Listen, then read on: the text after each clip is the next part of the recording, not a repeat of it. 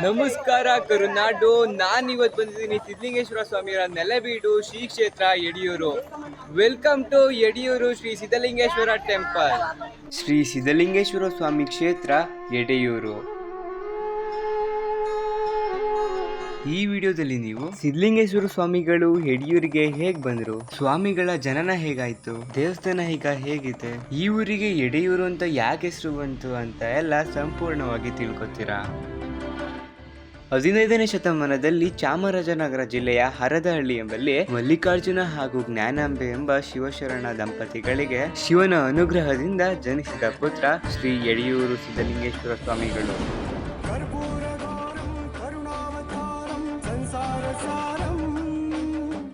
ಸಿದ್ಧಲಿಂಗೇಶ್ವರ ಸ್ವಾಮಿಗಳಿಗೆ 8 ವರ್ಷ ಇದ್ದಾಗ, ಅಂದರೆ ಸ್ವಾಮಿಗಳು ಚಿಕ್ಕವರಿದ್ದಾಗ್ಲೇನೆ ಚನ್ನಬಸವೇಶ್ವರ ಗೋಸರ ಮಠಕ್ಕೆ ವಿದ್ಯಾಭ್ಯಾಸಕ್ಕೆ ಅಂತ ಕಳಿಸ್ತಾರೆ. ತನ್ನ ವಯಸ್ಸಿಗೆ ಮೀರಿದ ಜ್ಞಾನವನ್ನು ಹೊಂದಿದ್ದ ಬಾಲಕ ಸಿದ್ಧಲಿಂಗನನ್ನು ಕಂಡು ಚನ್ನಬಸವೇಶ್ವರ ಗುರುಗಳು ಆಶ್ಚರ್ಯ ಆಗ್ತಾರೆ. ಆ ಕ್ಷಣನೇ ಸನ್ಯಾಸತ್ವ ನೀಡಿ ತಮ್ಮ ಶಿಷ್ಯನಾಗಿ ಸ್ವೀಕರಿಸ್ತಾರೆ. ಸಿದ್ಧಲಿಂಗೇಶ್ವರ ಸ್ವಾಮಿಗಳು ಮಠದಲ್ಲೇ ವಿದ್ಯಾಭ್ಯಾಸ ಎಲ್ಲ ಮುಗಿಸಿ ಲೋಕ ಸಂಚಾರ ಮಾಡಿ ಜ್ಞಾನ ಪಡಿಬೇಕು ಅಂತ ಕನ್ಯಾಕುಮಾರಿಯಿಂದ ಕಾಶ್ಮೀರದವರೆಗೂ, ಪಶ್ಚಿಮ ಘಟ್ಟದಿಂದ ಅರುಣಾಚಲದವರೆಗೂ, ಅಂದ್ರೆ ಇಡೀ ಭಾರತವನ್ನೇ ಸಂಚಾರ ಮಾಡಿ ನಂತರ ದಿನಗಳಲ್ಲಿ ಶಿವಯೋಗ, ಶಿವಭಕ್ತಿಯನ್ನು ಪ್ರಚಾರ ಮಾಡುವಲ್ಲಿ ತೊಡಗುತ್ತಾರೆ. ಹೀಗೆ ಪ್ರಚಾರ ಮಾಡ್ಕೊಂಡು ತುಮಕೂರಿಗೆ ಬಂದಾಗ ದಾರಿಯಲ್ಲೊಬ್ಬ ರೋಗಿ ವೀರಣ್ಣ ಯಾವುದೋ ಶಾಪದಿಂದ ನೀರಿಗಾಗಿ ಬಳಲ್ತಾ ಇರ್ತಾನೆ. ಆಗ ಎಲ್ಲೂ ನೀರ್ ಸಿಗದಿದ್ದ ಕಾರಣ ಶಿವನನ್ನು ಪ್ರಾರ್ಥಿಸಿ ಗಂಗೆಯನ್ನು ಬೇಡಿ ಶಾಪದಿಂದ ವಿಮುಕ್ತನಾಗಿ ಪಡಿಸ್ತಾರೆ. ಆ ಜಾಗ ಈಗ ತುಮಕೂರಿನಲ್ಲಿ ಸಿದ್ಧಗಂಗಾ ಮಠ ಎಂದು ಪ್ರಸಿದ್ಧಿಗೊಂಡಿದೆ.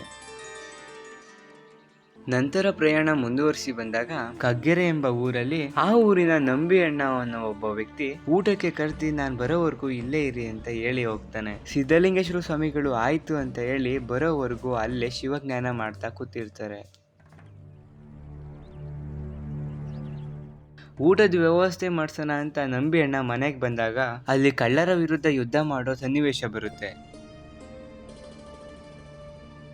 ಆಗ ಅವರು ಆ ಯುದ್ಧದಲ್ಲಿ ಬಂದಿಯಾಗೋಗ್ತಾರೆ.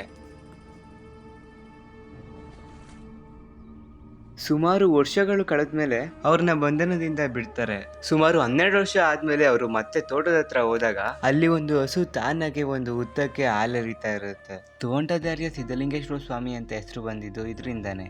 ಊರಲ್ಲಿರೋ ಹಸು ಹಾಲನ್ನೆಲ್ಲ ಶೇಖರಿಸಿ ಆ ಹುತ್ತನ್ನ ಕರಗಿಸ್ತಾರೆ. ಸತತವಾಗಿ 12 ವರ್ಷ ಶಿವಜ್ಞಾನದಲ್ಲಿ ತಜ್ಞರಾಗಿದ್ದ ಶ್ರೀ ಸಿದ್ಧಲಿಂಗೇಶ್ವರ ಸ್ವಾಮಿಗಳನ್ನು ಪುನಃ ಮನೆಗೆ ಊಟಕ್ಕೆ ಅಂತ ಕರ್ಕೊಂಡು ಹೋಗ್ತಾರೆ. ಅಲ್ಲಿ ಊಟ ಮುಗಿಸಿ ಮುಂದೆ ಪ್ರಚಾರ ಮಾಡೋಣ ಅಂತ ಹೋದಾಗ ಕೊಡಿಗೆಹಳ್ಳಿ ಎಂಬ ಊರಲ್ಲಿ ಇರ್ತಾರೆ. ಅಲ್ಲಿ ಒಬ್ರು ವಯಸ್ಸಾದ ಅಜ್ಜಿ ವಯಸ್ಸಾಗಿದ್ರು ಪ್ರತಿದಿನ ಸಿದ್ಧಲಿಂಗೇಶ್ವರ ಸ್ವಾಮಿಗಳಿಗೆ ಎಡೆ ನೀಡ್ತಾ ಇರ್ತಾರೆ.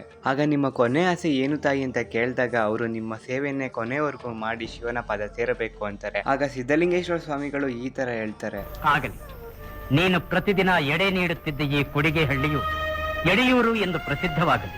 ಶಿವನು ನಿನ್ನ ಇಚ್ಛೆಯನ್ನು ಪೂರ್ತಿ ಮಾಡು. ತದನಂತರ ಸಿದ್ಧಲಿಂಗೇಶ್ವರ ಸ್ವಾಮಿಗಳು ಇದೇ ಯಡಿಯೂರಿನಲ್ಲಿ ಐಕ್ಯರಾಗ್ತಾರೆ, ಅಂದ್ರೆ ಜೀವಂತ ಸಮಾಧಿ ಆಗ್ತಾರೆ. ಈಗ ಆ ಸ್ಥಳನ ನೀವು ಗರ್ಭಗುಡಿಯಲ್ಲಿರುವ ಬಸವಣ್ಣನ ಕೆಳಗಡೆ ನೋಡ್ಬೋದು. ಇದಿಷ್ಟು ಸಿದ್ಧಲಿಂಗೇಶ್ವರ ಸ್ವಾಮಿಗಳು ಯಡಿಯೂರಿನಲ್ಲಿ ಐಕ್ಯರಾದ ಮಾಹಿತಿ. ಸಿದ್ಧಲಿಂಗೇಶ್ವರ ಸ್ವಾಮಿಗಳು ಯಡಿಯೂರಿಗೆ ಬಂದು ನೆಲೆಸಿದ ಮೇಲೆ ಯಡಿಯೂರು ಜಗತ್ ಪ್ರಸಿದ್ಧಿ ಆಯಿತು. ಈಗ ಯಡಿಯೂರು ಶ್ರೀ ಸಿದ್ಧಲಿಂಗೇಶ್ವರ ಸ್ವಾಮಿ ಕ್ಷೇತ್ರ ಹೇಗಿದೆ ಅಂತ ತೋರಿಸ್ತೀನಿ ಬನ್ನಿ. ದೇವಸ್ಥಾನದ ಎತ್ತರದ ಗೋಪುರದಲ್ಲಿ ಸುಮಾರು 307 ಶಿಲ್ಪ ಕೆತ್ತನೆಗಳಿದಾವೆ. ಒಂದೊಂದು ಕೆತ್ತನೆನೂ ಕೂಡ ಸಿದ್ಧಲಿಂಗೇಶ್ವರ ಸ್ವಾಮಿಗಳ ಚರಿತ್ರೆನ ಹೇಳುತ್ತೆ. ಕೈ ಮುಕ್ಕೊಂಡು ಒಳಗಡೆ ಹೋದ್ರೆ ಬಲಭಾಗದಲ್ಲೇ ಶ್ರೀಮಾನ್ ಗಣಪತಿ ವಿಗ್ರಹ ನೋಡ್ಬೋದು. ಕೈ ಮುಕ್ಕೊಂಡು ಮುಂದೆ ಬಂದ್ರೆ ಇಲ್ಲಿ ಹಿಂದೆ ನೋಡ್ತಾ ಇದ್ದೀರಲ್ಲ, ಇದೇ ಸಿದ್ಧಲಿಂಗೇಶ್ವರ ಸ್ವಾಮಿಗಳಿಗೆ ರುದ್ರಾಭಿಷೇಕ ಮಾಡೋ ಸ್ಥಳ. ಇಲ್ಲಿ ಪ್ರತಿದಿನ 3 ಸಲ ರುದ್ರಾಭಿಷೇಕನ ಮಾಡ್ತಾರೆ.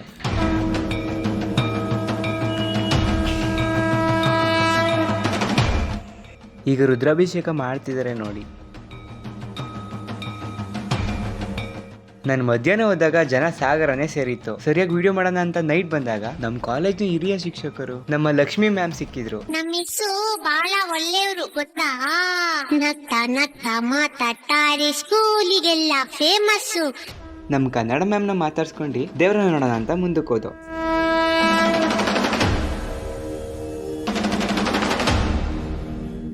ಸ್ವಾಮಿಗಳು ಐಕ್ಯರಾಗಕ್ಕೂ ಮುಂಚೆ ಶಿಷ್ಯರ ಕೈಲಿ ಒಂದು ವಿಭೂತಿ ಗೆಡ್ಡೆನ ಕೊಟ್ಟು ತನ್ನ ಭಕ್ತರಿಗೆ ನೀಡೋದಕ್ಕೆ ಹೇಳಿದ್ರಂತೆ. ನಮಗದು ದರ್ಶನಕ್ಕೆ ಹೋಗ್ಬೇಕಾದ್ರೆ ಬಲಭಾಗದಲ್ಲಿ ಕಾಣ ಸಿಗುತ್ತೆ. ಇಲ್ಲಿ ಸುತ್ತ ಎಷ್ಟೊಂದು ಶಿಲ್ಪ ಕೆತ್ತನೆಗಳಿದ್ದಾವೆ.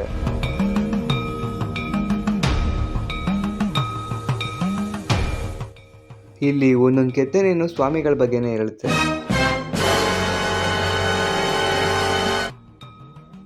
ಈಗ ನೀವು ಇಲ್ಲಿ ಹಿಂದೆ ನೋಡ್ತಿದ್ದೀರಲ್ಲ, ಇದು ಸ್ವರ್ಣ ರಥ. ಇದು ಸುಮಾರು ಒಂದು 18-19 kg ಇದೆ. ಒಂದು 10 ಕೋಟಿ ಬೆಲೆ ಬಾಳುತ್ತೆ.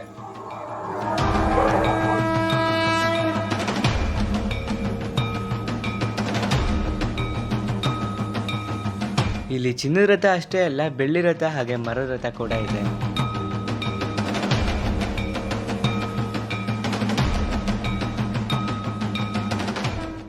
ಸಿದ್ಧಲಿಂಗೇಶ್ವರ ಸ್ವಾಮಿಗಳು ಐಕ್ಯ ಆಗಿರೋ ಅಂದ್ರೆ ಗರ್ಭಗುಡಿನ ತೋರಿಸ್ತೀನಿ ಬನ್ನಿ. ಆಸೆಯ ಬಿಡಲಾರೆ ಸಿದ್ಧಲಿಂಗೇಶ್ವರನೇ, ಆಸೆಯ ಪೂರೈಸು ಬಂದು. ನೀವು ಸಿದ್ಧಲಿಂಗೇಶ್ವರ ಸ್ವಾಮಿ ಜೊತೆಗೆ ವೀರಭದ್ರಕಾಳಿ ಟೆಂಪಲ್ ಕೂಡ ನೋಡ್ಬೋದು. ಇದಿಷ್ಟು ಆಗಿತ್ತು ದೇವಸ್ಥಾನ ಈಗ ಹೇಗಿದೆ ಅನ್ನೋ ವಿಡಿಯೋ. ನೀವು ಯಡಿಯೂರ್ಗೆ ಬಂದಾಗ ಸುತ್ತಮುತ್ತ ಯಾವ್ಯಾವ ಪ್ಲೇಸ್ಗಳನ್ನ ನೋಡ್ಬೇಕು ಗೊತ್ತಾ? ಮಾರ್ಕೋನಹಳ್ಳಿ ಡ್ಯಾಮ್, ಜಲಗೇರಮ್ಮ ಹಾಗೆ ಅಟ್ಟಿಲಕ್ಕಮ್ಮ ಟೆಂಪಲ್, ಹದಿನಕಲ್ಲು ಆಂಜನೇಯ ಟೆಂಪಲ್, ಆದಿಚುಂಚನಗಿರಿ. ಯಡಿಯೂರ್ನ ಫುಲ್ ಅಡ್ರೆಸ್ ಬಂದು ತುಮಕೂರು ಡಿಸ್ಟಿಕ್, ಕುಣಿಗಲ್ ತಾಲೂಕ್, ಯಡಿಯೂರು ಹೋಬಳಿ. ಕೊನೆವರೆಗೂ ವಿಡಿಯೋ ನೋಡಿದ ಪ್ರತಿಯೊಬ್ಬರಿಗೂ ಥ್ಯಾಂಕ್ ಯು ಸೋ ಮಚ್. ಮುಂದಿನ ದಿನಗಳಲ್ಲಿ ಇದಕ್ಕಿಂತ ಬೆಟರ್ ಆಗಿರೋ ವಿಡಿಯೋಸ್ಗಳನ್ನ ನಾನು ನಿಮ್ಮ ಮುಂದೆ ತರ್ತೀನಿ. ಸೊ ಅಕೌಂಟ್ನ ಸಬ್ಸ್ಕ್ರೈಬ್ ಮಾಡ್ಕೊಳ್ಳಿ. ಹಾಗೆ ನಿಮ್ಮೂರು ವಿಡಿಯೋ ನಿಮಗೆ ಇಷ್ಟ ಆಗದಲ್ಲೇ ಇರುತ್ತಾ? ಇಷ್ಟ ಆದರೆ ವಿಡಿಯೋನ ನಿಮ್ಮ ಫ್ರೆಂಡ್ಸ್ ಅಂಡ್ ಫ್ಯಾಮಿಲಿ ಜೊತೆ ಶೇರ್ ಮಾಡಿ. Thank you.